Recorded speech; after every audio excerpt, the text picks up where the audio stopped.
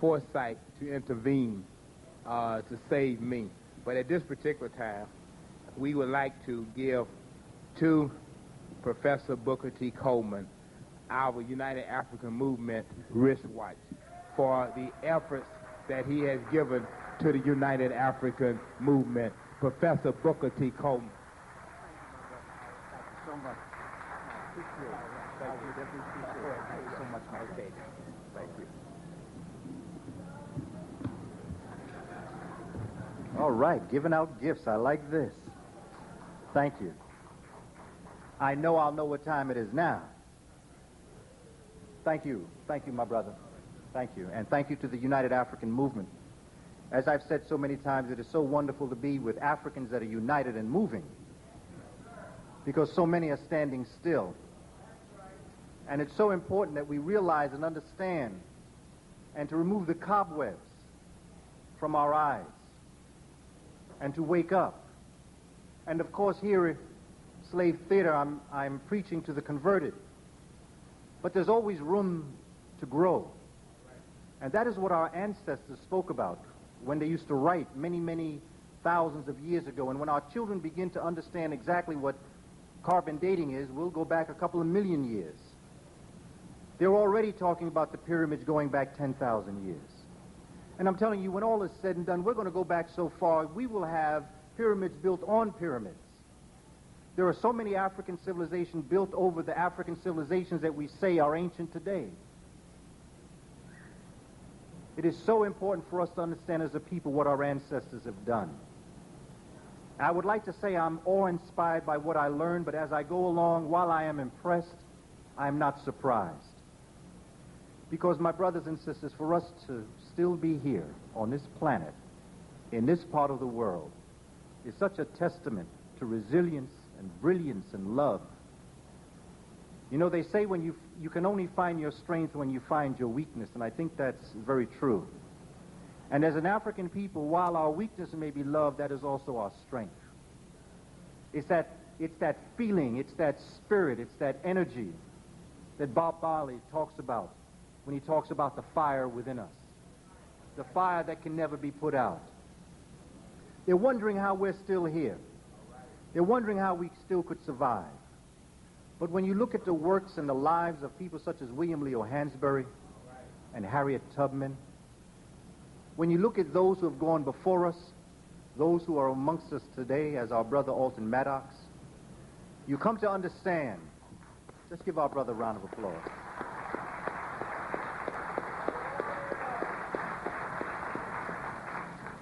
You come to understand that they ain't seen nothing yet.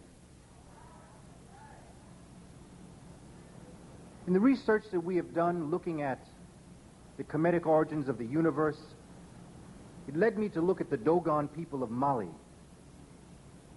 What a brilliant people they are. Absolutely and sheer brilliance. And what was so wonderful about these people is that they weren't the only people. Because in this area you have the Miankara, you have the Bozo, you have the Bambara. You have a number of different civilizations all around this area, but not just that. You have it on the west coast. You have it on the southern coast. You have the Monomotapa Empire of South Africa. You have the Kuba of Central Africa. You had the pleasure and the privilege of having someone whom I admire greatly, Dr. Theophile Obenga, who much of our work that we have worked on comes from him. I sat at that brother's feet when he came to CCNY for the first time. Dr. Jeffries and others knew how important his work was to my research, so they let me go up to the Black Studies Department when Dr. Theophile Obenga came for the first time that I knew of. And we sat for a half an hour and we began to talk and compare notes, and in his English and in my partial French, we came to understand that everything that Einstein ever represented had already been known amongst African folk thousands of years ago. Einstein died saying he was looking for something that already existed in the Kemetic origins of the waters of Nun. The Dogon people are so heavy. You got brilliant, brilliant or so-called brilliant astronomers of other persuasions who, in finding out what the Dogon knew about Sirius and about its companion star Sirius B, when they found out the level of knowledge that the Dogon had, what they considered to be a simple people. But you see, that's the beauty about African folk. And that's the brilliance and the beauty about intelligence and consciousness. Because the deeper you get, the more brilliant you get, the simpler everything gets. And the only time you make things complex is when you don't understand it in the first place. And when it really profounds you, you begin to speak in foreign languages to let people know you really aren't as ignorant as you really are. It's not that hard. Knowledge is not hard. Education is fun. It is not the fun that makes you go around the way we consider fun to be. It's not a day in Disneyland. But it certainly is a day within the minds and the set minds of our ancestors. The kinds of consciousness that African people looked for was the kind of feelings that we get when we sit in places such as the slave theater. That is what consciousness was. It's that feeling that sends shivers up your spine. When you find out something you always knew, but you find out that someone else knows it too. And that's what makes you applaud. It's the God force coming together. This is what knowledge was. This is what knowledge is. And once our young people get this, they will do in classrooms what Michael Jordan does on the basketball court.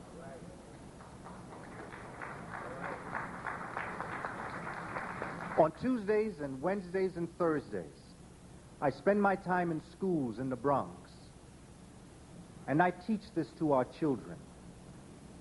And I monitor their progress. And I look at what they do and what they feel and the things that they say to me. I would like to say that it's me because my ego comes in sometimes, but I'm telling you it's the information. Our children are finding out about themselves. I have had children in classrooms that forget the bell rang for lunch. Now, when that happens, you know something's up. I have children who have said that when they find this information out, they look at everything differently. They hold everybody accountable for being intelligent.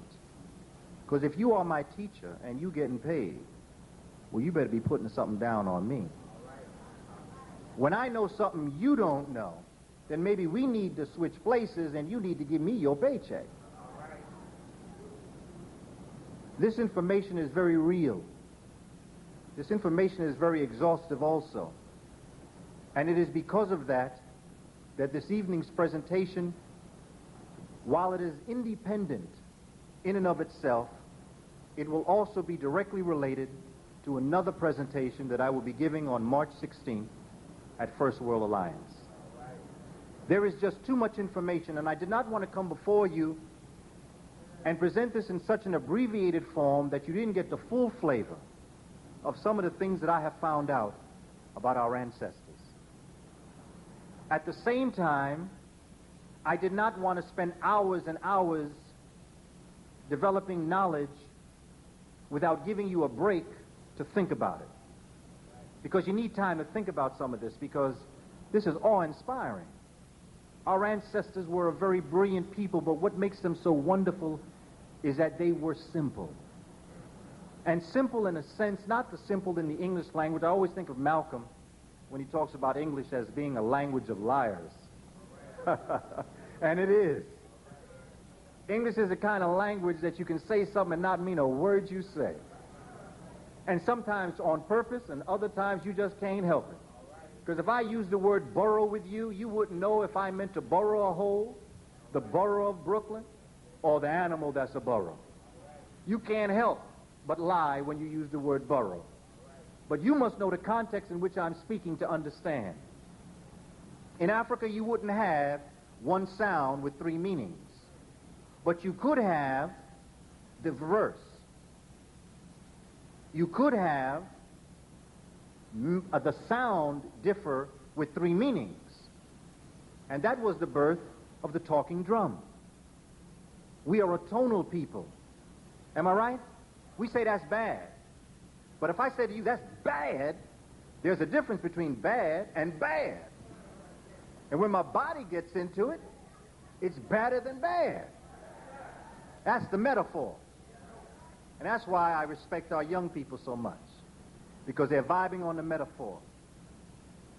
Yes, I'm kind of concerned about some of the things I hear in rap music, but I'm more concerned about the society that has created conditions to have our young people speak that way. Because I've never heard a word Luther Campbell has said that I have not heard an adult speak. It's like a tape recorder. How are you going to speak into a tape recorder and our children are the cassette? How can you talk into a tape recorder, play it back, and they get angry at the cassette tape? When you hear our children, that's us. But that's us today. That's us today because we didn't do anything yesterday to make today different. And so what we've got to do is give our young people something to rap about other than what they see. Because there's no word that I've heard that they created. What I have heard is a creative metaphor. And this evening's presentation is going to talk about figurative language. Because if we are to wrestle with this so-called mystery of the African peoples, it is we must learn figurative language. Because our people speak figuratively. It's called amongst the African folk hitting a straight line with a curved stick. It is the ability to say something but vibing on something else to make that understood. So you don't say it directly. That is the Western world. They're very literal. When they say something, that's what they say. But now there's a contradiction in what I just said, because in speaking English, they're lying from the get. So what you say is not what you say. What you say is what you want me to think you said. And therefore, we live in a world of confusion, and we are a simple people with great and magnificent intelligence. So when you're sane in an insane society, the only way you can go is insane. Because you're not going to make what's insane sane. So what do? You break away from the insanity, and you create a sane nation. And that's what we must do. And the strength that I come before you with, my beloved slave community, is not what I believe, but what I've seen happen with our young people. Our young people are ready. I've not gone on programs telling what we do, because I'm a student of John Henry Clark, who teaches us that we can do anything we want to as long as we don't run in the street and tell people what we're doing.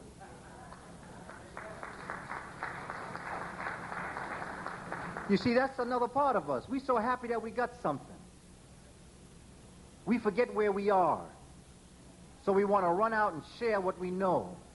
Nothing wrong with that. That's what created the great African nations. But we're not in Africa. So you got to know where you are. When it was time to talk in Africa, we talked and we created great nations. But that's not where we are right now. We're not on the banks of happy.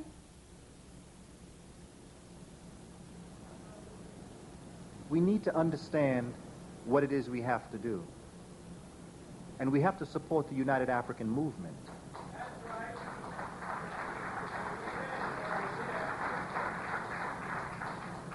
My brothers and sisters, it is so clear. It is so clear where we must go. I would love to say and believe that I will get there, but I don't think I'll live to see it. When I say that, I mean I plan on living to be 150. I'm not saying that I plan on leaving any time early. What I am saying is that this is a process. Our ancestors on the plantation, who knew they'd never see their freedom, did what they did knowing that somewhere down the line somebody would. So what we must do is live in their light and plan for our future, understanding that we may not see what we want, But we are part of a roadmap that one day will emancipate and liberate the African minds of our children, grandchildren, great-grandchildren, and all those that are to come after us.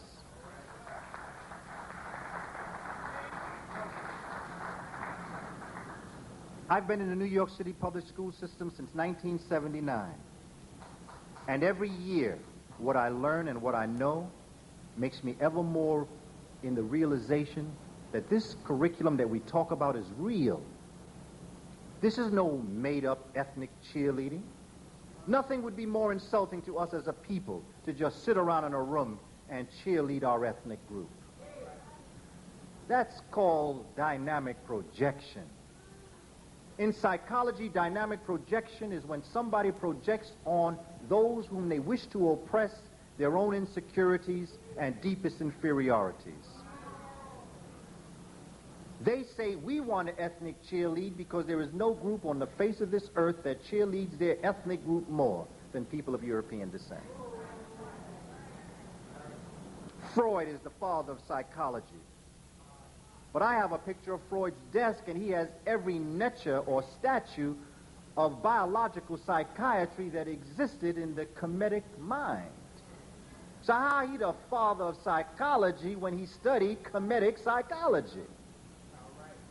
I've often said that people of European descent leave off a phrase, a prepositional phrase, for Europe. Christopher Columbus discovered America for Europe. Freud discovered psychology for Europe.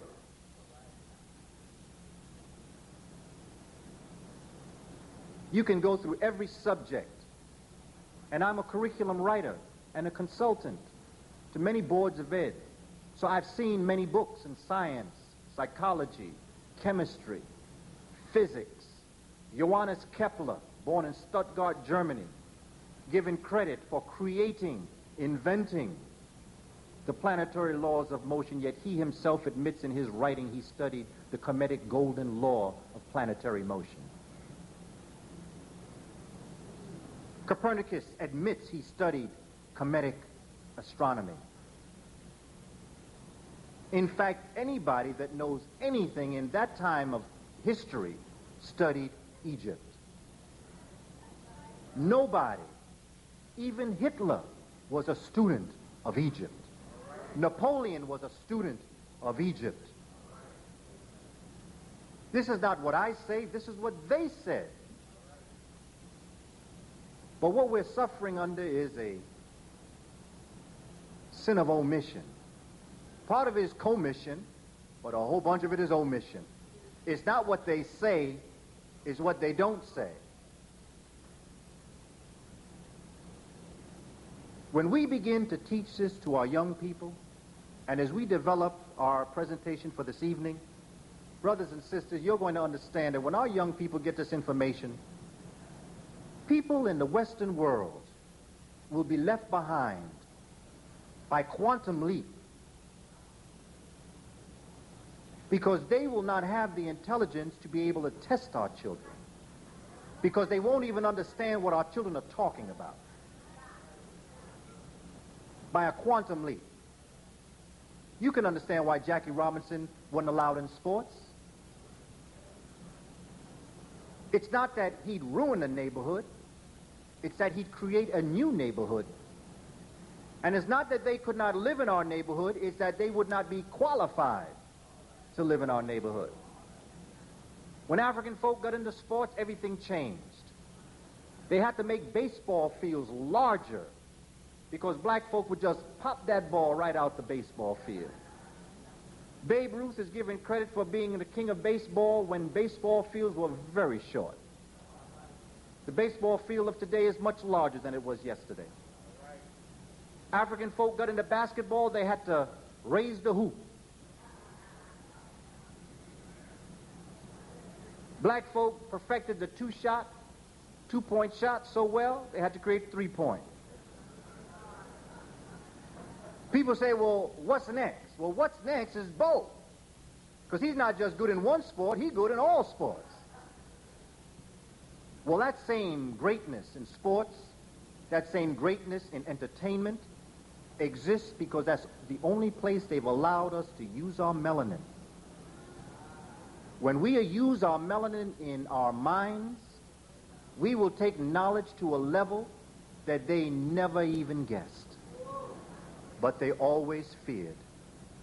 And this time is now. What the Dogon, what the Hemmites, what the Bambara, what the Bozo were doing in Africa, the civilizations that they created, were things that brought fear into the hearts of those that came, jealousy. And what we have to do and understand, we have to define some things. We have to look at certain things and understand that there is a way of looking at this knowledge that will bring an understanding. Now, I know that we have the overhead projector. I would like to use that, but in our center, we just got the overhead projector, and I'm learning how to use it. So to go between here and there might be a little bit difficult, so you may see me hesitant to go over there. I thank you for setting it up, but I don't think we're going to use it this evening. Once I get used to it, we'll be able to do it. But I'm hoping that just in our discussion, I can create pictures for you so that you can see. Some things that we would like to discuss. One of the first things that we have to do is that we have to make some definitions. We have to define some things. In order to truly understand this knowledge that we're about to discuss this evening and on March 16th, I would like to define some things to help us understand what's underneath all of this. Professor John Henry Clarke, there's one thing that our elder brother taught us, me in particular, which is the same thing that William Leo Hansberry taught him, and it is something that Professor Clarke was one of the first things that he gave credit to William Leo Hansberry for teaching him, was philosophical underpinnings. You have to understand that nothing comes to be out of itself, that there's always a natural progression. The Kemites called it kepra. It's a process of becoming. Everything comes as a consequence of what came just before it. You cannot look at yourselves today without looking at what happened in 1620. You can't understand 1620 without understanding the Crusades. You must understand the role that the Crusades played in why we're in the position we're in today, the role that the Moors played in showing Europe what civilization was about. So you need a philosophical underpinning. You need to look at certain things to understand why things came to be. So with that, I would like to just talk about a couple of ideas. Number one, I want to give us a couple of definitions, because this is at the base of all knowledge. The first thing is conjecture. Conjecture is a conclusion drawn from admittedly insufficient data.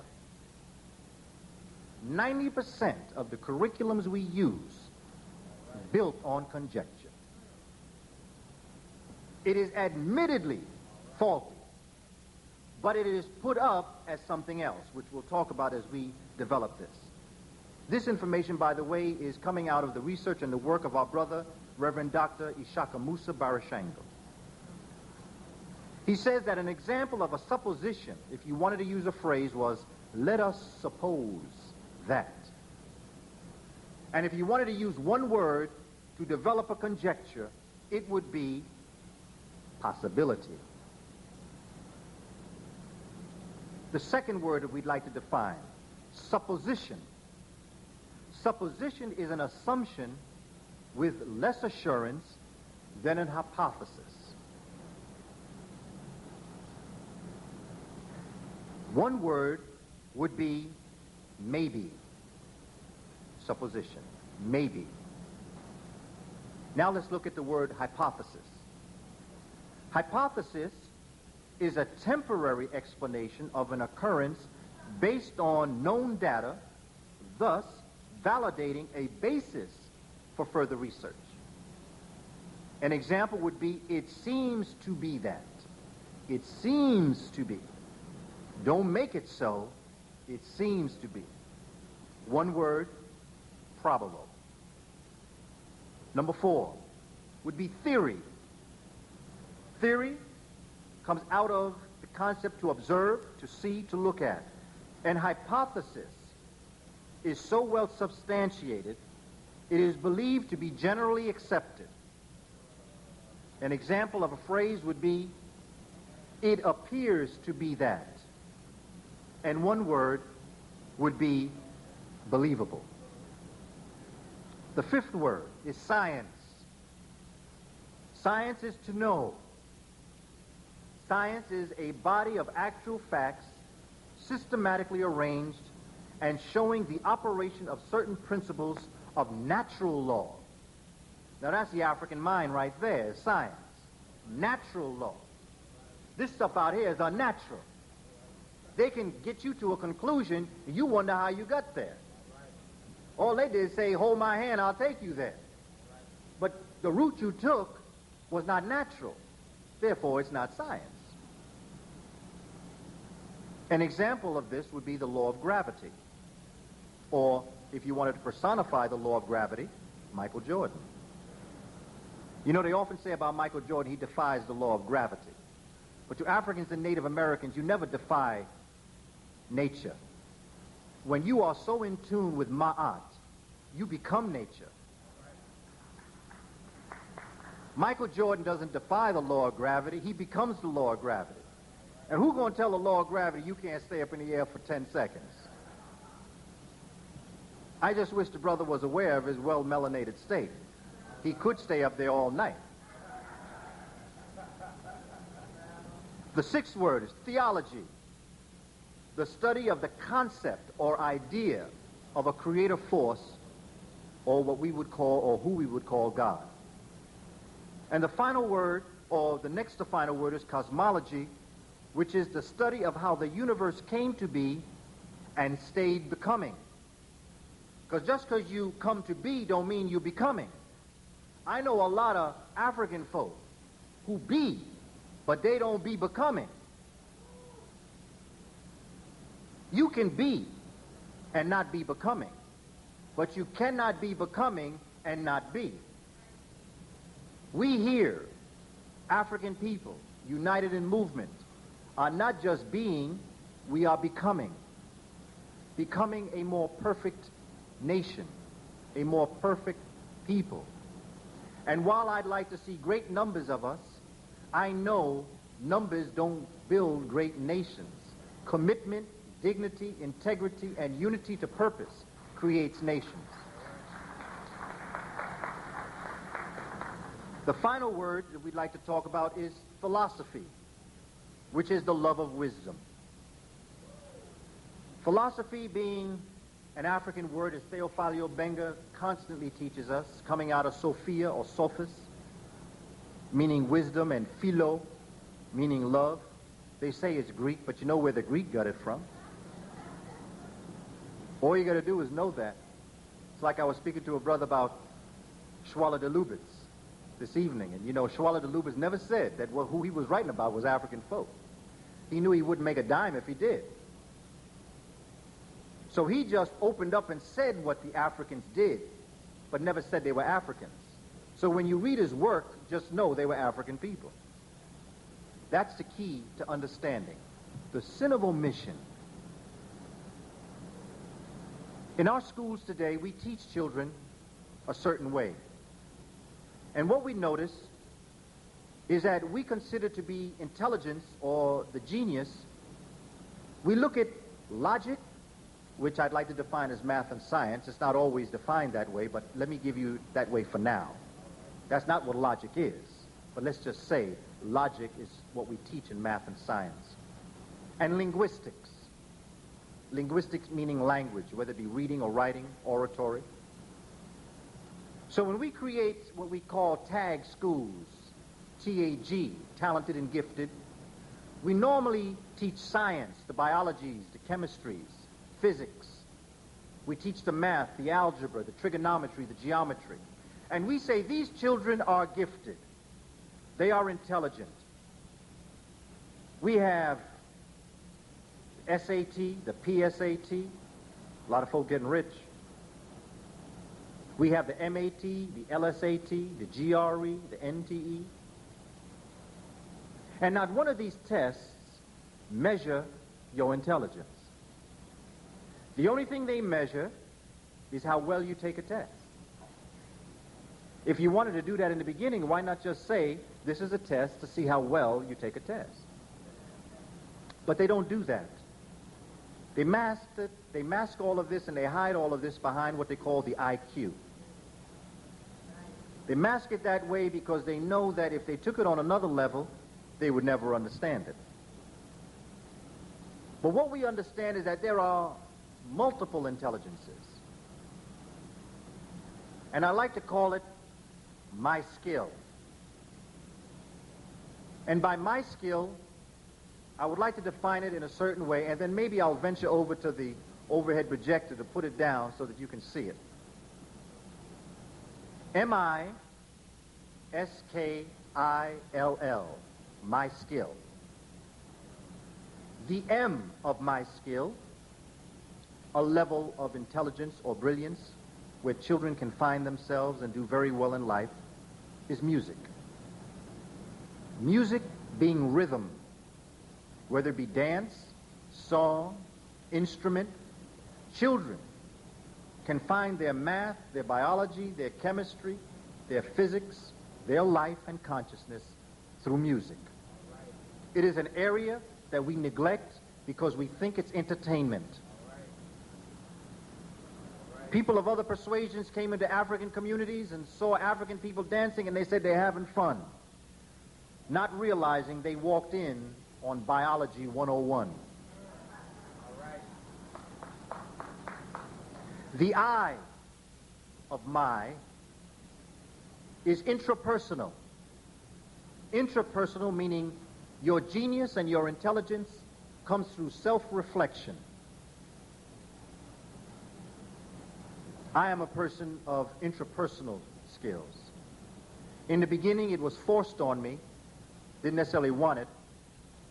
But I have a speech impediment. I stutter and I stammer. When I say this to our young people in our special ed classes, they say, oh no, Mr. Coleman, that's impossible. Don't sound like that to me. And what I do is I bring myself down to the level that I know that I can stutter and I stammer, and I start to talk, and there are times when I cannot even finish a sentence. I never lost my shortcoming. I merely overcame and learned how to deal with it. There's a brother I used to know growing up. He had a limp. Brother used to walk like this.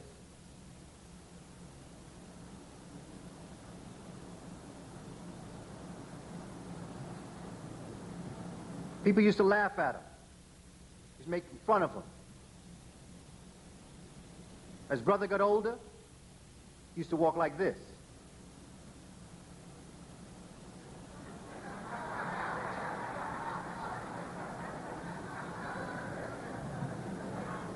Whole bunch of folk checking out Brother Man, kind of liked the way he walked. And all of a sudden, you'd see Brother Man walking down the street, and here's all the buddies.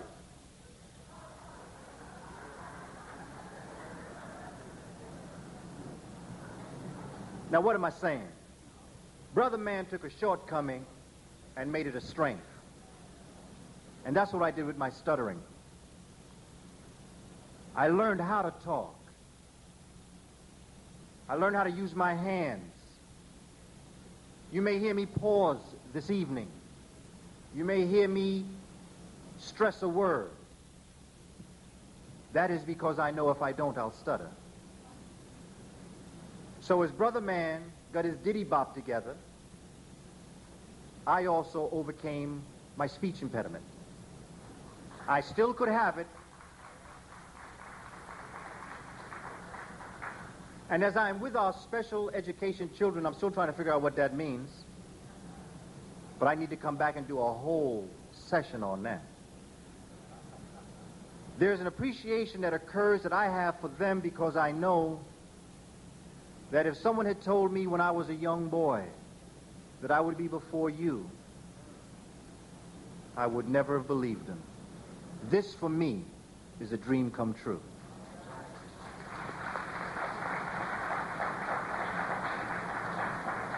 But you know, there's nobody in this room that doesn't have his or her shortcoming. And you've learned how to mask your shortcoming, too. I only speak about it to bring it to the fore, to help you understand what our children in special ed are facing. They are brilliant and they are intelligent, and the creative force has endowed them with a unique gift.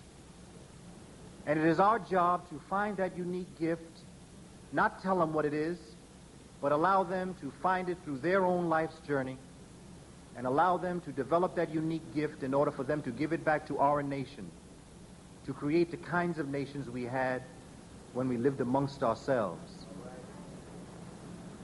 The S of skill, the intelligence, spatial, it's the visual. There's something called the magic eye. It's a photograph, a picture that you look at, and upon looking at it, it looks like colors and looks like a wonderful design. But upon closer inspection, but more importantly, upon focusing in the picture, you come to realize that there is a formed picture within that picture. Some magic eye pictures have pyramids. Some have, I've seen them with dinosaurs, with palm trees. I've seen them with children playing in schoolyards. You show it to some people, I don't see it. I can't see it. Why? Because they can't focus. They can't see deeper. They can only see what's up front. And that's the problems the Greeks had with the African people. They could not get deep into what they were looking at. They did not have the magic eye. They could only see what was on the surface. And as we get into the Dogon philosophy, we will call that jiriso, knowledge from the front. In Hemmitt, they will call the first initiates. The K of skill represents kinesthetic or bodily movement, which could include sports, physical activity, or Soul Train. Because you know what them brothers and sisters do on Soul Train, people on American Bandstand dream about. People say them black folk can dance, can't they? It's not so much that we can dance, it's that we are within the tunes of Ma'at. We are in tune with our surroundings. Therefore, the way in which we dance, we move with the wind. We move with our surroundings. Whereas other people are in violation of their surroundings. And that's why they dance that way. That's why they sing that way. Give me their best, and I'll show you our mediocre.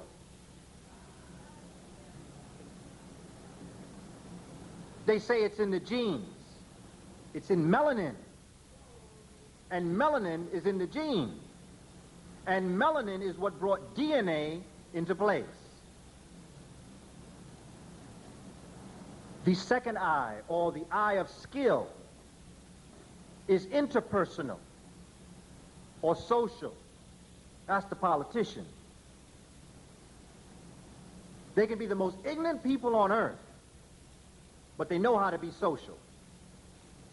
They know how to use the English language. They know how to lie. But nevertheless, interpersonal is also an area of genius.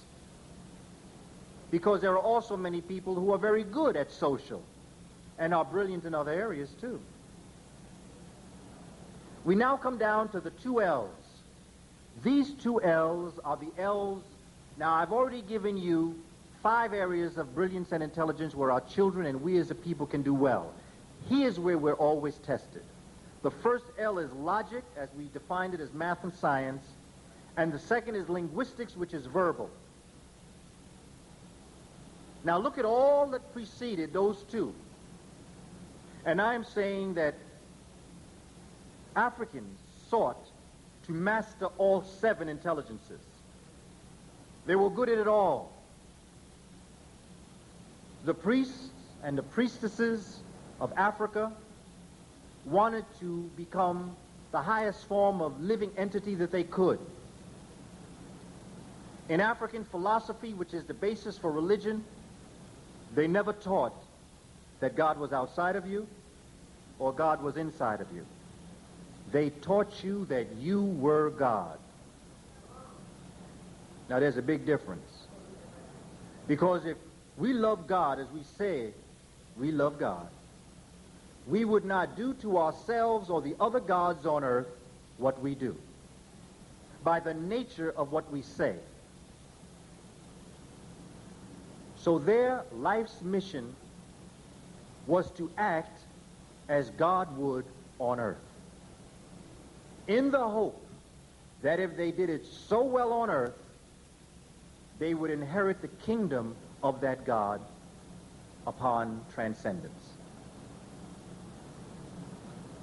The way in which they presented this information was in figurative language. Now, figurative language is very important to understand because it is at the basis of the way in which we talk to one another, the way in which we deal with one another, the way in which we study and learn and do well. Let's look at figurative language.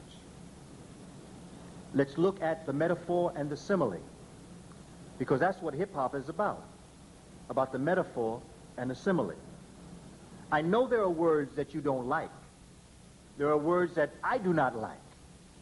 But go beyond what they say and look at the concept they're conjuring up. I've heard too many rappers say, don't take me literally. Listen and look at what I'm saying. And if you want to find a way to do it, when you listen to Luther Campbell, when you listen to those songs that send shivers up your spine, draw a picture of what you think he's saying, or she. Then you will understand from a metaphorical perspective what's being said. Metaphors and similes create rich, exciting images that convey the author's purpose and why they are even writing. They convey this purpose quickly. The challenge to us is to use our imaginations when we read them. You must try to visualize similes and metaphors. A simile, for instance, is a comparison of two things using the words like or as. For instance, she slept like a rock. Now, you could have said she was in a deep sleep, but the image that's conjured up by a rock and then giving that personality to a person, she slept like a rock.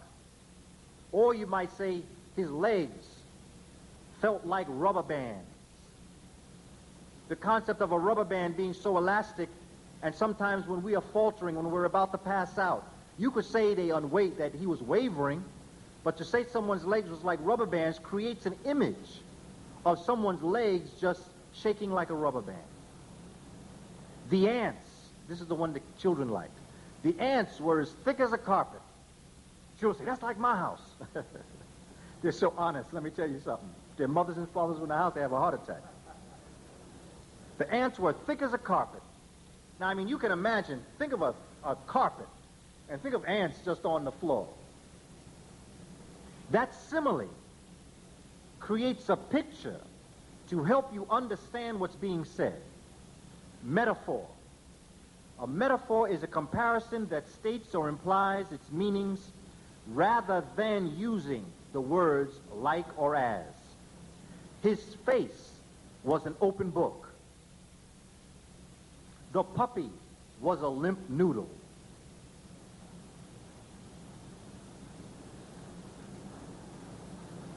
We then get from the metaphor and the simile the other form of figurative language, which is symbols. Symbols, objects that stand for something other than themselves, are called symbols. In literature, symbols can take many forms. Symbols are very powerful and can convey a lot of information in a simple story or a simple sentence. Symbols come in the forms of human beings, things in nature, animals, or people. I'm sorry, I should have said the first one was man-made objects. 2 was things in nature. 3 was animals. 4, people. When you look at Medunetta, you're looking at symbols. They used man-made objects, such as the Jet column.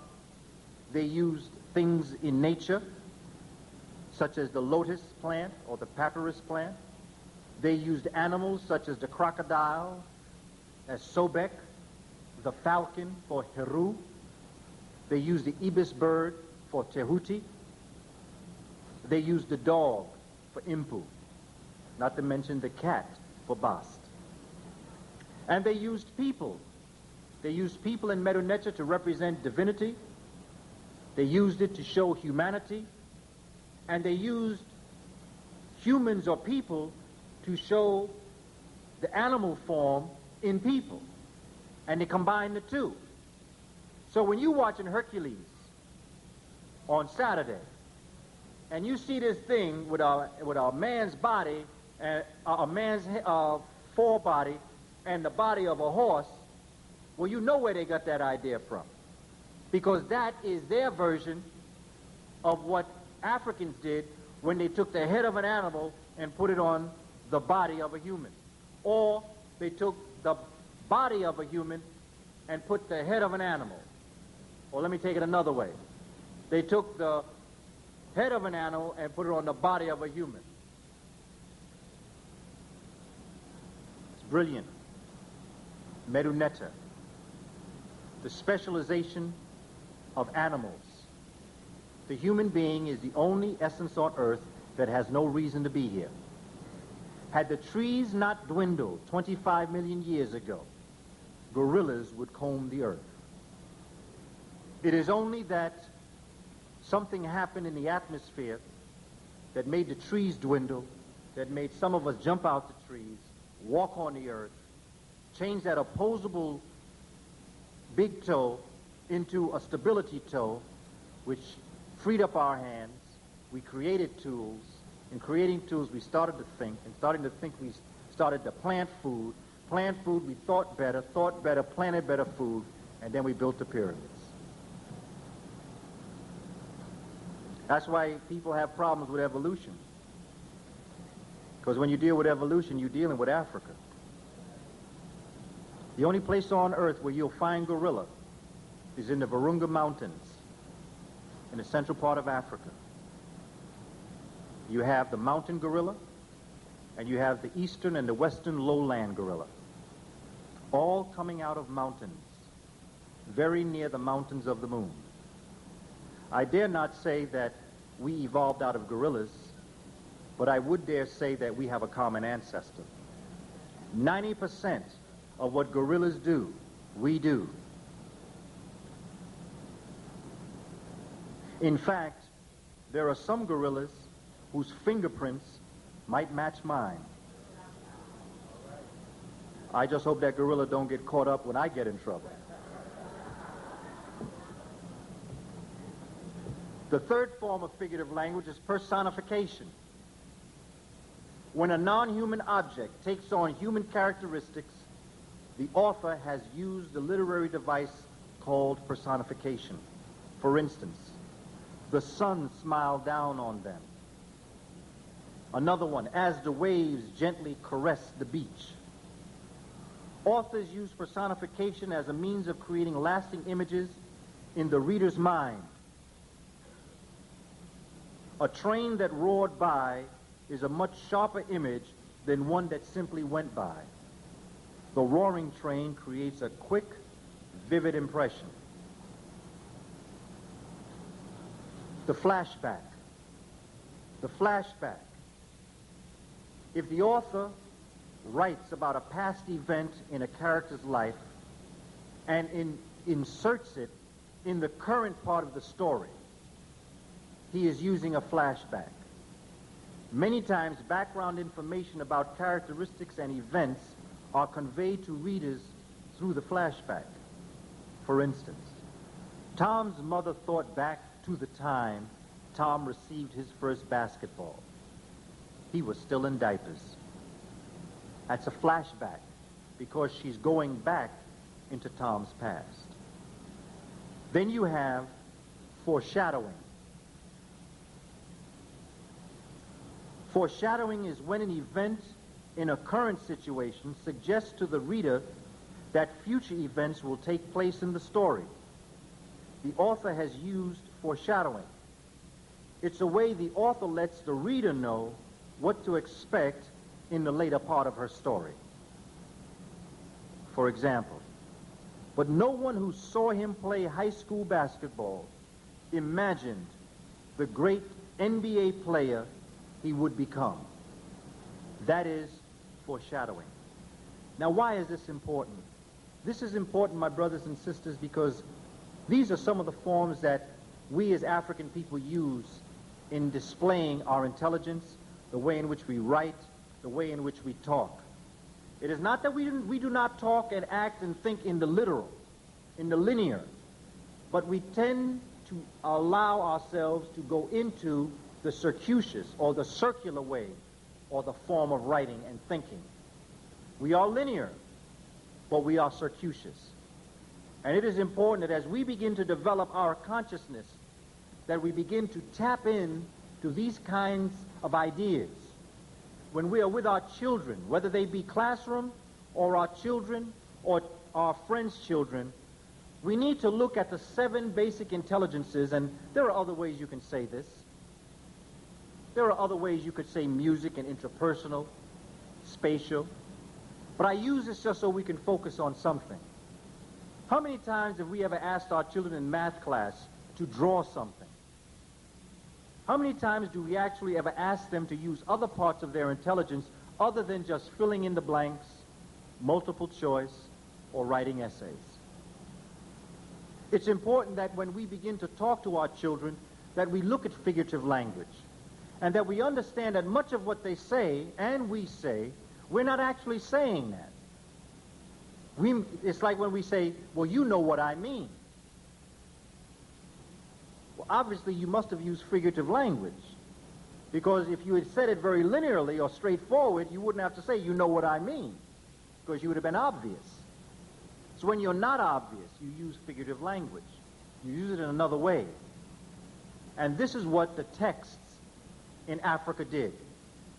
This is what our ancestors did when they wrote the Memphite text, the Shabaka stone, the pyramid text, the coffin text, the Bremerin papyrus. They said to the sun in the hymn to Aten, they said, you, glorious sun, who bring down your hands of life and bring forward the fruit, the vegetables, and the very sustenance that humans live by. In fact, you have brought us forward and kissed our face with your life. That's personification. That's flashback. That's the metaphor. But if you read that, they will make you think that what the Africans were saying was that the sun had hands that came down and put life on earth in a literal sense. So what we have got to begin to do is to look at this information from a figurative language perspective. The hymn to Aten says, you, the mighty sun, whose eyes pierce through the air to the surface of the ocean and touch the ocean floor. There must have been some scuba divers in Kemet. How can you know that the sun rays touch the ocean floor, lest you yourself have been to the ocean floor to see it for yourself? How can you write that? You can't. How do you even know that there is a floor on the ocean, lest you've been there yourself?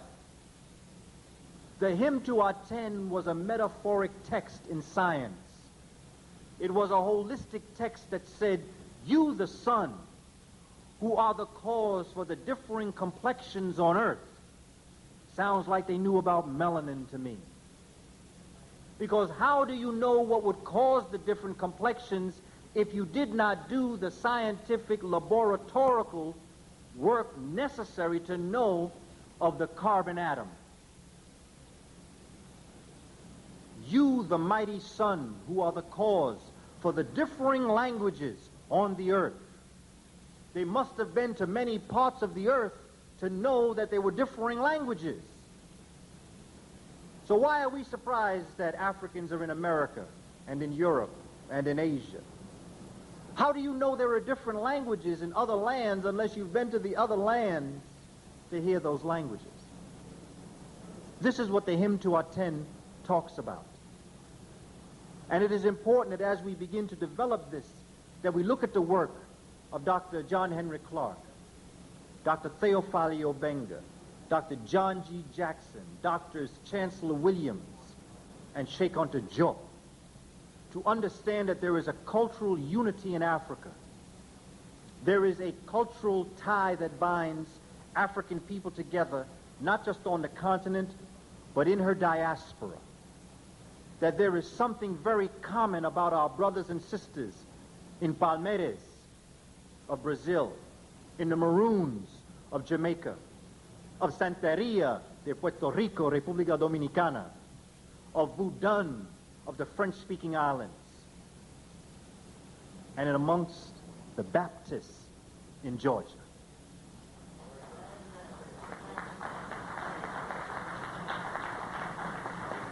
There is something that binds us together, that in Kennedy Airport we can pass each other and smile and nod and have a whole conversation, but never say a word. You know we can do that. That's part of the genes. It's in the genes. It's in us.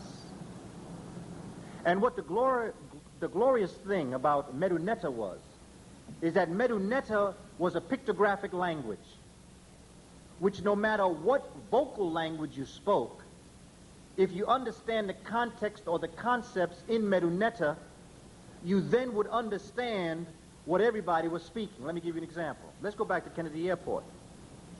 And let's look at a door.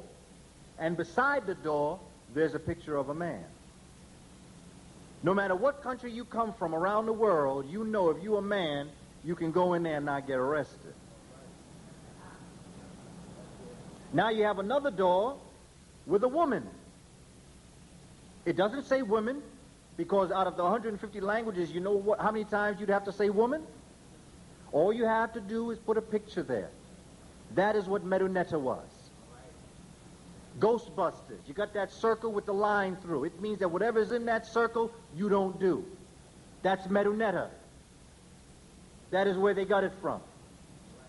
No matter what language you speak, if you get on a bus and in that circle it has a cigarette, it has food, it has a radio, you know that's what you can't do. You may speak a different language. Maybe everybody on the bus may speak a different language, but everybody on the bus know no smoking, no eating, no radio playing. Medu Neter, figurative language. These are the keys to understanding our past. Medu Neter is not a mystery. It's a mystery to those who can't figure out the language. It's no mystery to us. And as we begin to develop and understand and teach our children, we will be able to decipher the words of our ancestors, as Theophile Obenga has done so well, Sheikh Anta Diop has done so well, our sister Raketi Wimby is doing so well, Roosevelt Robinson is doing a magnificent job, Jacob Carruthers, who graced this stage this year, Maulana Karenga. All of these scholars are doing very important work. And once we get our children here, they'll be telling us things they see that we don't see. Because there's a very special relationship between the young and the old. That's why it was so important that the grandparents raised the children while the parents went off and maintained the society. In Congo, in Kikongo, the language, it is called Kindezi, the art of babysitting. Because as our brother Malodoma Some teaches us, Burkina Faso, of water and the spirit, that the reason why the relationship between grandchild and grandparents is so sacred is because one has just come from the ancestors and the other is on his way back to the ancestors. And together they have a unique relationship where they talk about ancestors. And so that when they come of age to begin to develop the civilization, then they will understand the ancestral line and what the ancestors are actually telling them. You know, if you knock at somebody's door and you don't get no answer, eventually you're going to knock on someone else's door. And that's what our ancestors are doing to us. You see, fortunately for us, for you, and I believe for me, we've answered our ancestors' door. That's why we're here. We have brothers and sisters out here who the ancestors are knocking on them hard heads, and nothing's getting through. And at this stage of my life, all I can tell you is that a flood is coming, and if you don't get on this boat, you're going to drown. Reminds me of the story of the brother who was standing, and they were told it was going to be a very serious flood. Brother said, don't worry about it, because Amun-Ra is going to save me. The rain started coming, got up to his knees. Somebody came by and said, look now, it's going to be flood. You're going to drown. Blood said, don't worry about it. I have faith in Amun-Ra. He's going to save me. Another boat came by just as the water was just up by his nose. Boat came by, said, look, man, you better jump on board. You're going to drown. Blood said, don't worry about it. Amun-Ra is going to save me. Well, needless to say, the water went above his head. Brother drowned and went up to a mentor. And when he confronted Amun-Ra, he said, Amun-Ra, I had great faith in you. I believed you was going to save me. Amun-Ra said, shut up. I sent 3 boats after you. You think that brother missed the boat? Well, that's what's happening out here amongst us, my brothers and sisters. Our ancestors are tapping and they're telling us there's going to be a flood. And I like scripture, no matter what holy book it is. No matter what it is, it tells us something. I may not view it as revelatory, but it is part of the ancestral line. And I kind of like what James Baldwin said. In fact, he named the book after it, because God gave Noah the rainbow sign. He said there'd be no more water. It's going to be the fire next time. Our streets are in flames, and it is up to us to make a difference. The cultural unity in Africa is not only linguistic, not only philosophical, it is also historic. It binds us as a people historically, linguistically, and philosophically. It is important that we see this and know this and look at the work of Sheikh Anta Diop and others who have come before us so that we can begin to develop the kinds of information that will allow us to see this information for what it's really telling us. Because much of what's written on the walls of ancient Kemet applies to us today. Particularly if you go to Abu Simbel and you go into the tomb, or I should say into the temple of Abu Simbel, and you look at the Battle of Kadesh that Ramses II is talking about. Holistically speaking, this Battle of Kadesh is not just with outside people, it is not just with your own people, it is with yourself. The Battle of Kadesh was a multi-referential story of how we could liberate ourselves. And what Ramses was trying to tell us, and his scholars were trying to tell us, was that the first person that you must defeat is the Satesh within yourself. Before you go out here and you're going to save the world, go into your bathroom and look in the mirror. Because most of the time, your first enemy is yourself.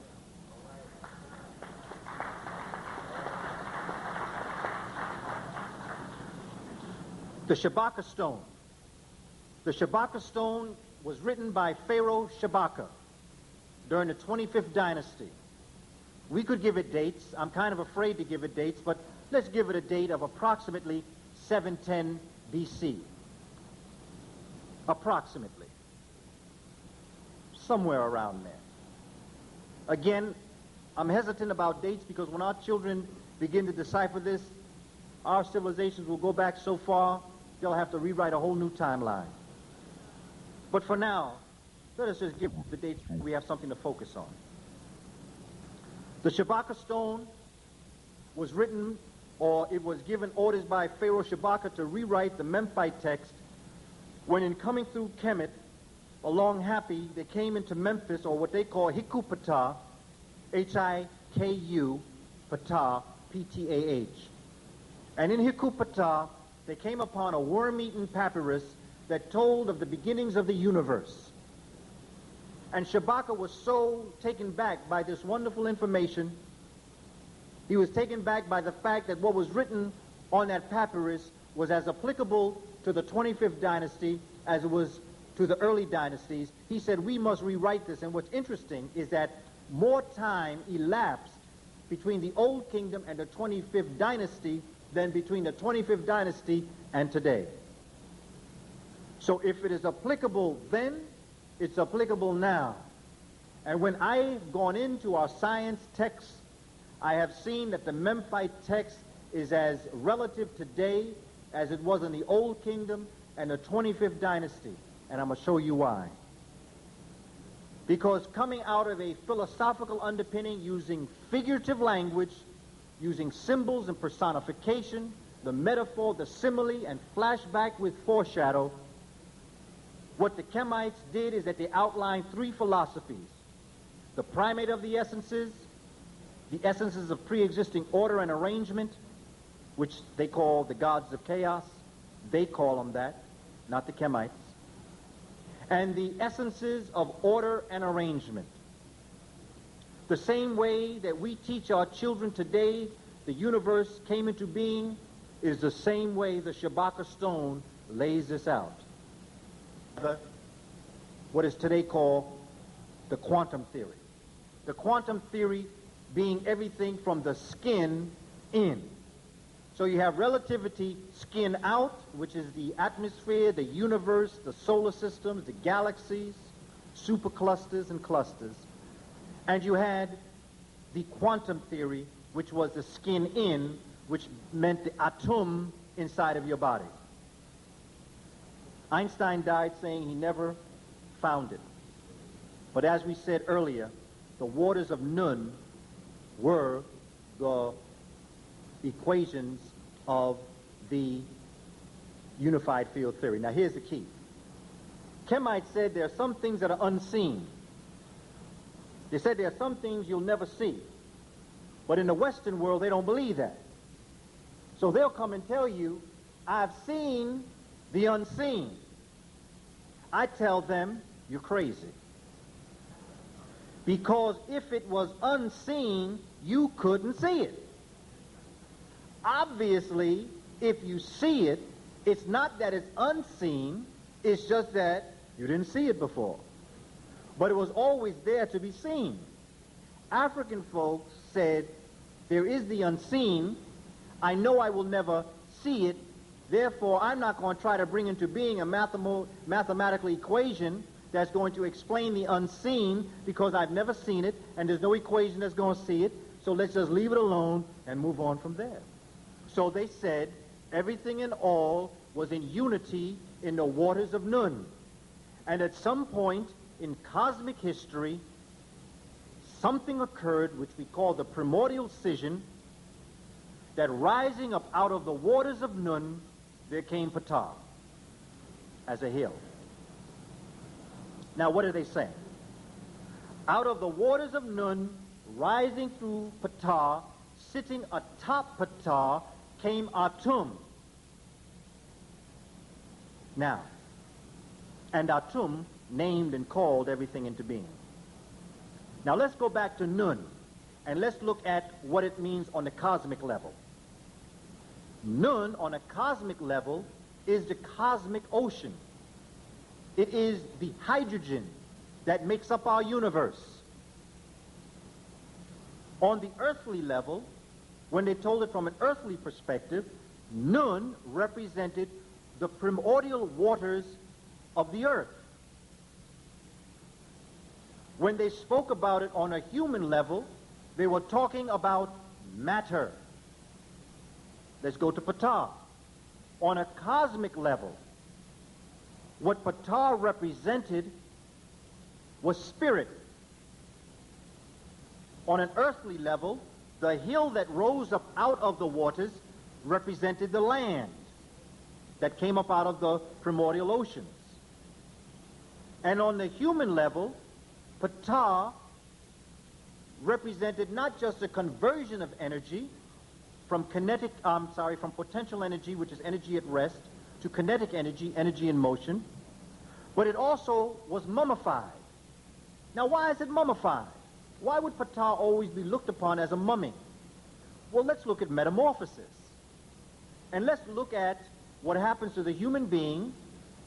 But before we look at the human being, let's look at the butterfly. Butterfly is a greedy little thing. It eats everything. Don't care about nothing but eating. But in its eating, it eats only certain things so that it could spin the proper kind of cocoon that they then will go into, or are already in, but spin the cocoon around them in order to come forward as a butterfly.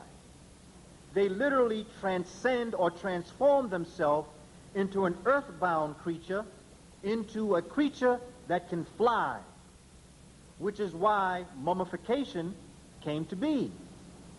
Because in mummifying and wrapping the body in the linen, the Kemites were reenacting the animals, particularly the caterpillar that goes into a cocoon, and in a number of days, 3 according to our Christian belief, you resurrect yourself. That's why Jesus the Christ was wrapped in linen, because they were reenacting his Kemetic legacy of mummification.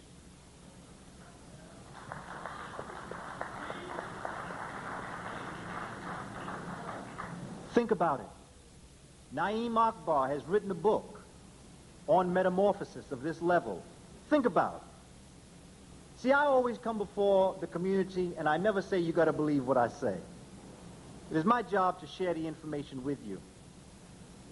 But the research I've done is so intact to what I'm saying, I know that when you get to the book, you'll come to similar conclusions.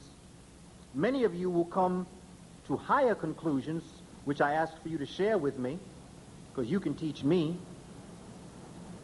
because this information is so dynamic.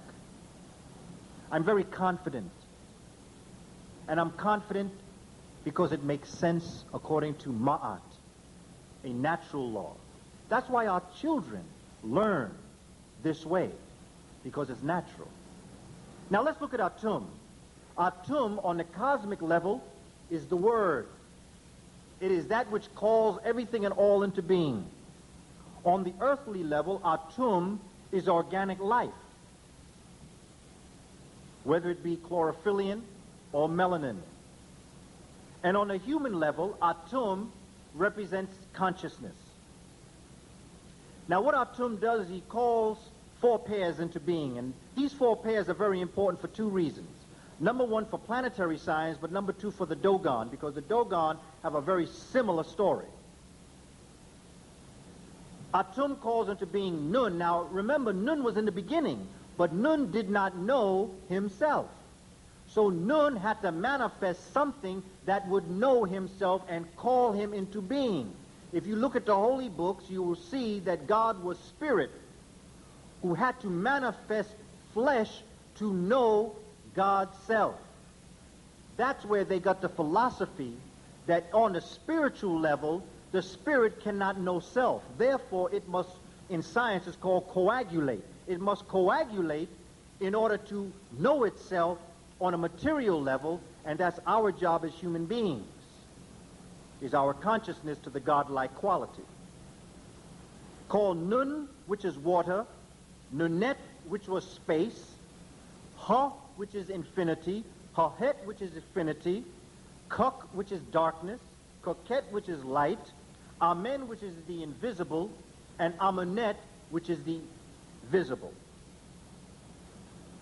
That, which I just gave you, Nununet, Ha-Ha-Het, Koket, and Amen, Amenet, that is the second philosophy, or the essences of pre-existing order and arrangement. At this point in time, the story goes into the third philosophy. This is the Memphite text, or the Shabaka stone, where Atum joins herself to Kepra, and so Kepra becomes Atum Kepra, or the process of becoming, which means that it transcends into another level of consciousness, which brings forward the next four pairs. Again, four pairs. Again, male, female. God is not just a man. God is a divine balance of male and female.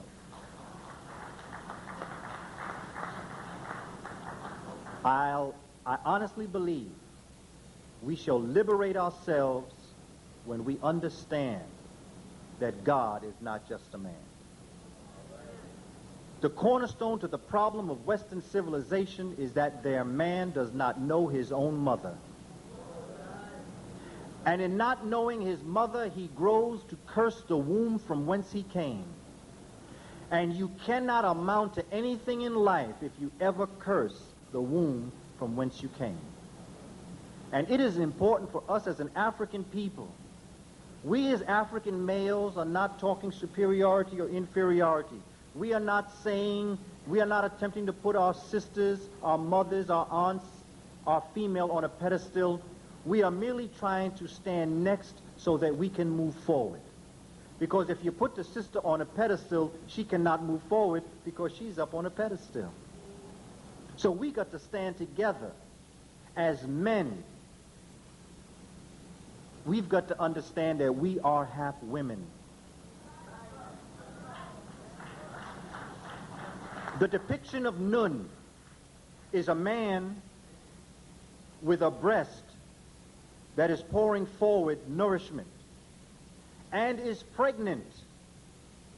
But it's a man, because the Kemites understood that to be on this earth, you in and of itself are the emanations of God by being the balance of the male and female that brings you forward, and in bringing you forward, you then personify and create the Trinity. So each human being is a Trinity. You are mother, you are father, but you are also the unique combination of mother and father. You are not all mother, you are not all father. You are you, but you still are mother and father. Therefore, you are and have created the original Trinity. These four pairs bring forward the essences of order and arrangement. Bring forward Shu, which is air, Tefnut, which is moisture. Shu, Tefnut bring forward Nut, which is sky, Geb, which is earth. Interesting story is that Shu looks down and sees that Nut and Geb are in a lover's embrace. Shu comes down and separates Nut from Geb, and Nut is pregnant. Now, in many of our stories, we look at Mother Earth, but Geb is a male. Why? Because figuratively speaking, they were not saying that the earth brought forward the human being. It's the sun that brought forward the earth, that shining on the earth brought forward organic life. Therefore, Nut swallows not just the sun at night, but the energy of the sun, translating it into starlight, which is written all over her body. And in the morning at dawn, she brings forward the sun again to create the day, which is a figurative story. Now, if you want to get to the story and look at it literally, you got a fairy tale. But if you look at it figuratively, you've got Astronomy 202. Nut and Geb bring forward Asar, Aset, Nebetet, Setesh. Asar, Aset bring forward Heru. Now, what is so important about this? Now I'm ready to talk about this evening's presentation. I know the hours we keep at the slave. But now you can see why I had to put this into two parts. Because I've got to give you this background information to understand from whence the Dogon came. Because the Dogon themselves claim to have come from the great waters of the East. But not just that, it's so important to understand that the ancient civilizations of Ghana, Mali, Songhai, Mali, the Malinke Empire itself, comprised Senegambia, Burkina Faso, Mali, all these areas. Yet we are told today that with the spread of Islam, they created the University of Timbuktu. Now, people that don't look like the indigenous people going to leave their land to create a great university in a land unknown to them. Why didn't they go back from whence they came? Or why aren't those centers of higher learning there? Why? Because they didn't exist there.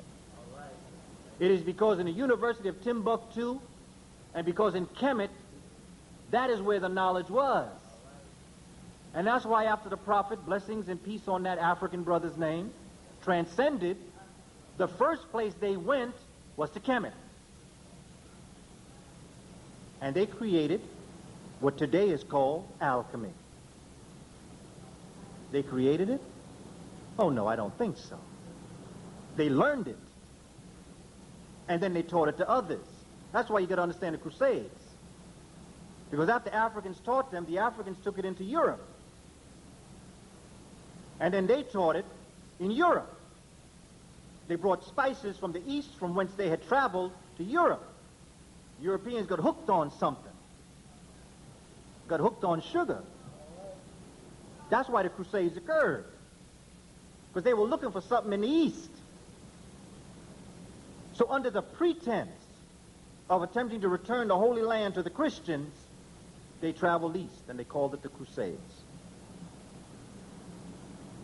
The number 8 is very important. 4 pairs are very important because, although we learn it in class, there are not 9 planets. There are 8. Pluto is not a planet, because Pluto now is no longer the furthest planet from the sun. Neptune is. But they don't tell you that, because if they told you that, then they have to tell you a number of other things too. And the first thing is that they're wrong. Native Americans have a story about them. Native Americans say, you don't have to tell a European anything. You already know it all. You have 4 inner planets separated by an asteroid belt, and you have 4 outer planets. The 4 inner planets, because of their proximity to the sun, take on a more solid surface. These planets being Mercury, Venus, Earth, and Mars. Then come an asteroid belt. After that you have Saturn, Jupiter, Uranus, and Neptune. Revolving around Neptune is Pluto. The 4 outer planets are called gas giants. Pluto is in a category all by itself. It is not a planet. A lot of people are not going to admit that because they already wrote the science books. And they'd either have to put an errata page in it, correcting their mistake, or they'd have to rewrite the books. And there's something that, a very serious problem ignorant people have. They refuse to admit they're ignorant. Out of this concept, African people flowed across Africa, flowed across the West, flowed across all sorts of areas, and brought their civilization, their knowledge from inner Africa, Kenya, Uganda, and Tanzania, up happy and down happy, into Monomatapa, into South Africa, into North Africa, and across into West and Central Africa. It is here in the Malinke Empire, around the 11, the 12, and the 1300s, that a great and wonderful university was created. It's called Timbuktu. It was built on other universities that had been there before the Christian era. It was here in the Malinke Empire that they passed down from years past this knowledge. When Monsieur Griot and Madame Ditelane, the authors of The Pale Fox, first studied under the Dogon brought them into a temple. And what they did is they showed them how long they had known this knowledge of what they called the Sigui, S-I-G-U-I, which was a 60-year cycle of celebration that celebrated Sirius and understood the movement of what is called an invisible star. That it wasn't until the 1970s that we actually could see through a photograph. It was first seen in the late 1800s. But the Dogon people knew of this hundreds of years prior. And to celebrate this Sigwe, they would create what is known as a Kanaga mask. K-A-N-A-G-A, Kanaga mask. So every 60 years, the Dogon built one mask. In this room where they brought these Europeans, there were 12 masks. If you multiply 12 times 60, you get 720. If you subtract it from 1931, when they got this information, you get 1211. That is how long the Dogon people knew this Sirius star that was invisible to the naked eye, or their naked eye was. Africans knew this, 1211. But to know it 1211 is only the tip of the iceberg. It's only the fin of the shark. And if you're in the water and you see a fin, you're not worried about the fin, you're worried about what that fin's connected to. When you're in that water on a boat heading towards an iceberg, you're not worried about what you see. You're worried about what's underneath the iceberg. So if 1211 is when they had a mask, the Dogon people would have had to have known this information thousands of years before 1211, just by the nature of the process of intelligence. You don't just wake up one day and know something. You must live it. You must make mistakes living in it, correct those mistakes, and then get it right. That's the process of intellectual growth. So if the Kanaga masks go back 12 seats, 720 years, you know the Dogon celebrated this long before then. The Dogon told a story of no more. No more in Dogon is interchangeable with the word water. Now look how close no more is to nun. Word. What brought word in the water was Amma. Amma, Atum, Amen, Amenet. Now mind you, they already said they came from the east of the great waters. Put that aside. Now let's look at the philosophical underpinnings of their story. The Dogon occupy a territory situated at the border between Mali and Burkina Faso. It is near the bend of the vast plains of the Niger River.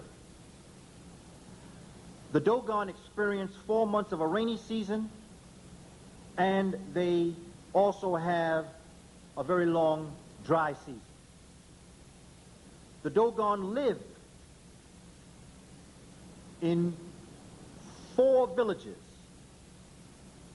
Their clans or their family lines are broken up into 4. And their entire philosophy is wrapped around what they call twinness, or the concept of male-female. They believe in the 4 elements. There are, of course, as I said, 4 main nations. They have developed a very intricate way of growing 8 different cereal grains. The Dogon basically are farmers, and their agriculture is the basis of their economy. Yet everything that they live in, math and science and every other subject, expresses itself through agriculture. Sirius B. Sirius B is a tiny star that rotates around Sirius A every 50 years. The Dogon call it Kizi-Uzi, K-I-Z-I-U-Z-I, Kizi-Uzi, which means the littlest seed. They have a grain that they call bo. This bo is looked upon like Kizi-Uzi.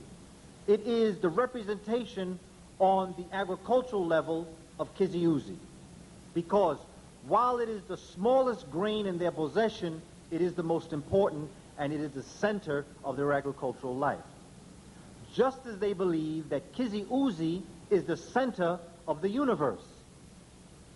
They believe that Kizi-Uzi, and by the way, we call in science today, we call Kizi-Uzi a dwarf star. It is a star that is so heavy that a thimbleful weighs 80 tons. Think about it now. You took a thimbleful of the matter of what Sirius B is made of. This matter, by the way, amongst the Dogon is called Sagala, S-A-G-A-L-A. It is so dense, a thimbleful would weigh 80 tons. The Dogon raise domestic animals. Meat is rarely consumed, thank God, except on market day. Fruits are gathered from cultivated and wild trees, honey is collected, and vegetable oils are prepared. But the key to all that we say is to understand how this nation operates. There are approximately 250,000 people that comprise the Dogon nation. The first inhabitants of the region were known as a very short-statured people, which should bring to mind the short-statured people of Central Africa, and they are called Kurumba. But the Dogon call them Tellem, T-E-L-L-E-M, which to me, if you were to look at that word, Tellem, means just that, tell them. Because they are the ones, if anyone can tell them, they can tell them. The Dogon claim to also come and to have derivatives amongst the Mande people. This region extends from the west of Bamako, which is the site of the ancient Mandingo Empire of Keiti, which is also called Mali. It dominated a great part of West Africa in the 13th century. But more importantly than that, look at the Dogon and remember what I said about the nations of the Malinke Empire, and you will see that the Mandingo, the Bambara, the Bozo, the Makin, and the Fulbe people were all organized under Sundiata.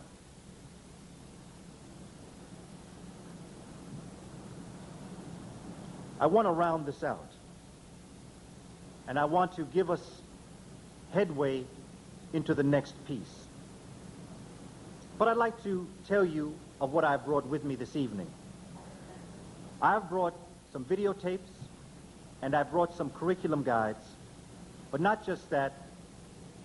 I have, and I'm selling, a picture of the Shabaka stone. And the reason why I'm doing this for our community is because I believe that When we go out and we argue, we debate if we choose to, you must have physical proof of your primary source. I have researched and found the Shabaka stone in the British Museum. I have a picture of it, of which I have reproduced. And this evening, if you are interested, I have a picture of the Shabaka stone. It is important to know it, to see it, to be able to read it, and to know how it is comprised. It is important for you to know that this exists, that when you're discussing it, that you know it's here, that you can take it out and show somebody, this is my primary source. Along with that, I have an onx. Call it the onk clip. The onk clip can be used as a money clip or a tie clip. But it came to be one day I was reading Essence magazine, and I became very concerned about what I saw. I saw Elizabeth Taylor selling our culture. And I said to myself, we can do that. I brought together an African graphic artist, sister by the name of Rashida Imam Brown, and I brought together twin brothers, Dwayne and Wayne Reese, who put together the concept of this, and we commissioned 200. We have some left. I don't sell them to everybody. I sell them only to us, because I think only us know what to do with it. Brother says, let me tell you something. You might wonder why I'm doing it now as opposed to Kwanzaa, but it came to me as a Kwanzaa idea. And it came to me as a Kwanzaa idea because I don't mean to send a bad word out, because I'm the first one for cooperative economics. I spend my money with my people. And I let people know I look for my people, you know what I'm saying? And when I start a business, as I did with this Ankh, I look for my people. I'm not shy nor ashamed to say it, because I'm selfish for survival. But what I saw happening down at Jacob Javits, from the moment I gave someone that didn't look like me my money, I knew we was in trouble. I have nothing against what happened there, but call it Black Christmas. Don't call it Kwanzaa Expo, because that's not Kwanzaa. The reason why I'm selling these Ankhs now is because I am hoping that in the idea of Kwanzaa, that they become something that you will cherish, that you will find to be important, that you will want to hand down to your descendants. Just as grandmother handed down the brooch to granddaughter when she would come to the house and always go into grandma's seated chest. You know that chest that smells like wood? Always go through every time she visit grandma down south. Just say, Grandma, I won't go to the chest. You go take out grandma's old clothes and her hats. But this one brooch was something very special. And every time grandma knew that they were coming, she would know that granddaughter would be wearing the brooch for the 2 weeks that she was visiting, or for the summer. And so one Christmas morning, the grandchild celebrating Christmas would open up a gift from grandmother, and in that box would be that brooch, the handing down of a legacy. The reason why I only brought 200 into being is because I'm not a jeweler, and I don't ever plan on doing this again. I will do no more Ankhs. That is a guarantee. That is why with every Ankh, we have a number of things.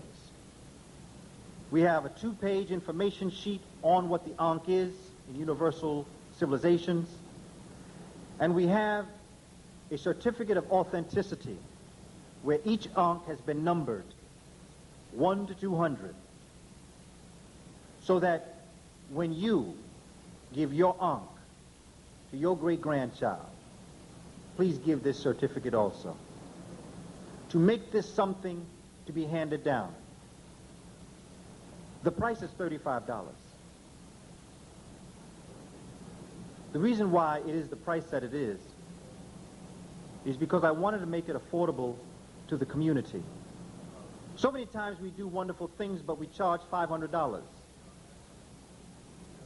I was selling the ankhs at one point for $54, and I was giving a presentation, and a mother came to me with a child and said, you know, I really would like one of my ankhs for this child, but I just can't afford $54. I said, well, my sister, how much can you afford? She said, well, I could afford 35. So at that moment in time, I changed the price from 54 to 35. For our community, not for those who have, but for those who might not have that much, but are willing to spend a collected amount of money on something that they hold to be valuable. It is important that as we develop our psyche, we develop our minds, we develop all those things that are so important to us, that we develop a gradation of intelligence. In closing, I would like to talk about these levels of intelligence. When young African children in the Dogon nation first came before the master teacher, they learned what is called Jidiso. Jidiso is the emanation of Amma. Remember, Amma is the word. Is the emanation of Amma from the front. It is the word on the front. It is the word of the instructor. It is the perceptual.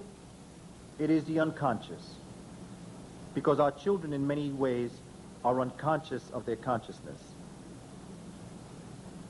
As years went on and the students studied, they then were raised to the level of Beniso. B-E-N-E-S-O. Beniso. Beniso is the word on the sides, which become the protector words, the words of protection, which after you get the words from the front, you get the words on the side, the confidence of knowledge.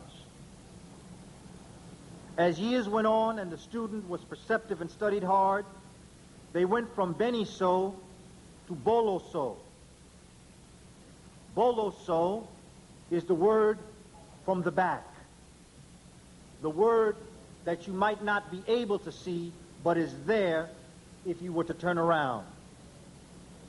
Boloso. Boloso is a combination of the knowledge of Beniso and Jidiso.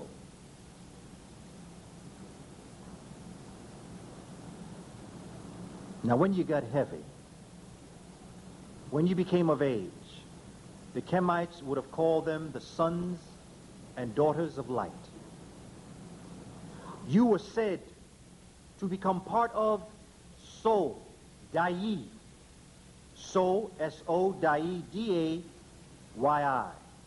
So, Dai represented the word from the inside, the word of the spirit, the word of intuition, the word of Mother Wit, the word of cosmic consciousness, the word that Martin Luther King spoke on April 3rd, 1968. The word that says and prophesizes what you see on the mountaintop, knowing that you will not get there, but wanting your people to know that night that they and we as a people will get to the promised land. That is Sodai personified. Our ancestors possessed Sodai. They knew they'd be free. Harriet Tubman was Sodai personified.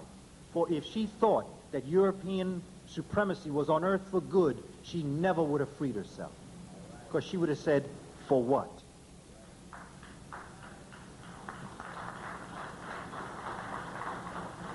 As we are in our communities, my brothers and sisters, and as we see so many terrible things that I know we see, I want you to let the spirit of Harriet embrace you and to kiss your face, to let you know that if that sister could do it then, who are we to complain now?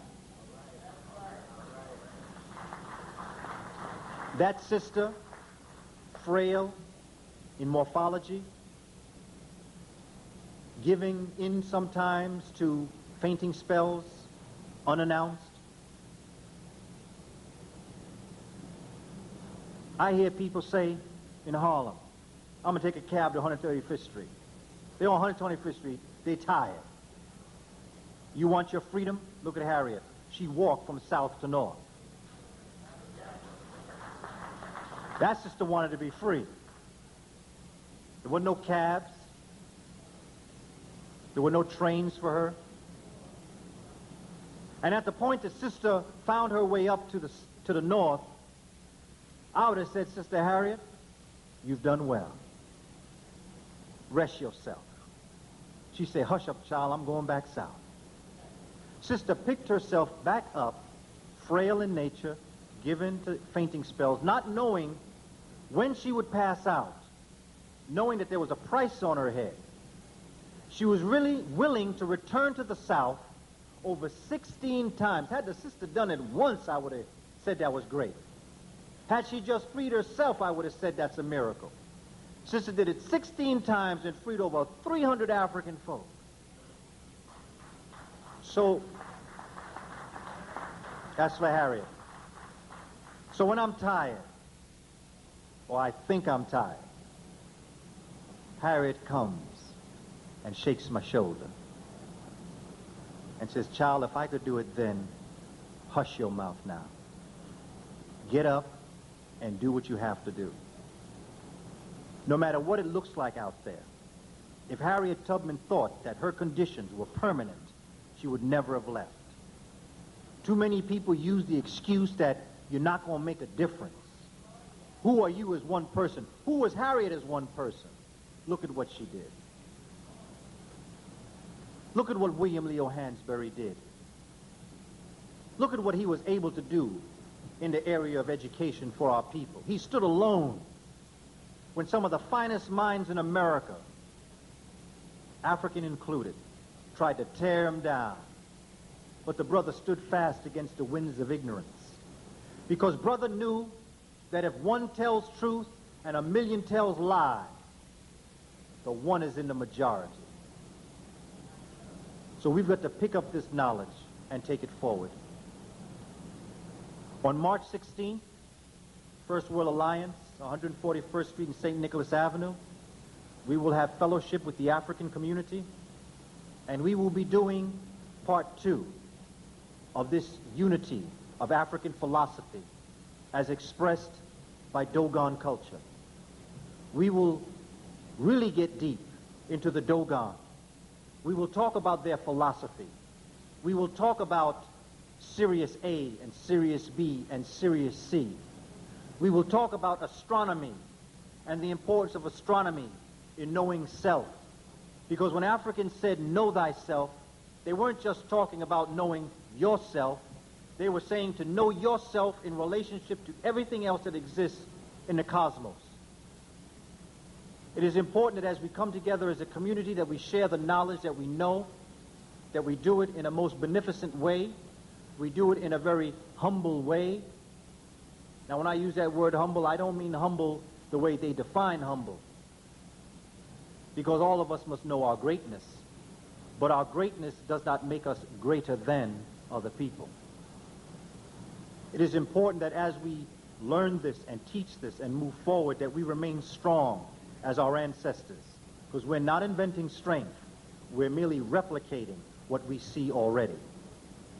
And brothers and sisters, as Dr. King has told us, as Malcolm has taught us, as the Honorable Marcus Mosiah Garvey taught us, and as one of the greatest prophets that ever lived, the Honorable Bob Marley, sang to us, we shall overcome by any means necessary. We are a people who will rise by the will of our wills, because no one can curse who Jah has blessed. And by the very fact that we're still on this earth in the slave theater, doing what we're doing, the creative force has blessed us and has a job for us. And we must carry the torch across the field into the promised land for those yet unborn. Brothers and sisters, Shemem Hotep, Amun is satisfied.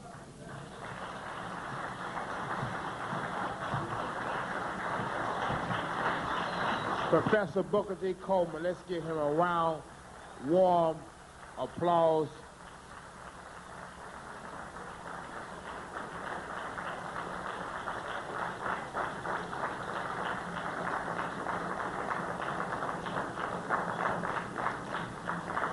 We thank you very much for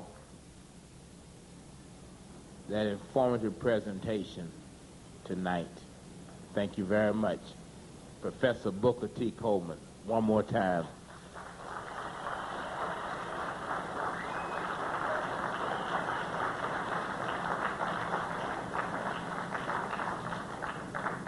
Let us hold hands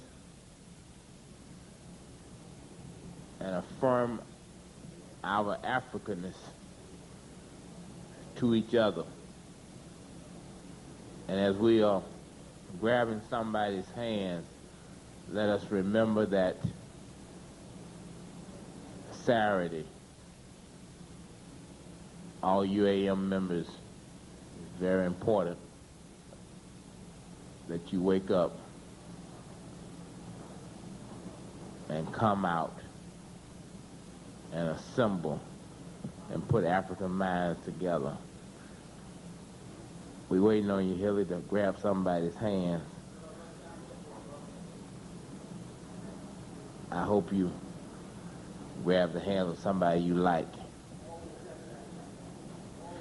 We're an African people, robbed from our homeland, robbed of our names, our languages, our cultures, our religions, our selfhood, our nationhood, our womanhood, our manhood, our sisterhood, our brotherhood, our motherhood, our fatherhood, and our self-respect. But we shall rise, never to fall again. Up, ye mighty race, you can accomplish what you will. No justice, no peace. No justice, no peace. No justice, no peace. Hug the person again and let them know you still love them. Thank you very much. Thank you very much.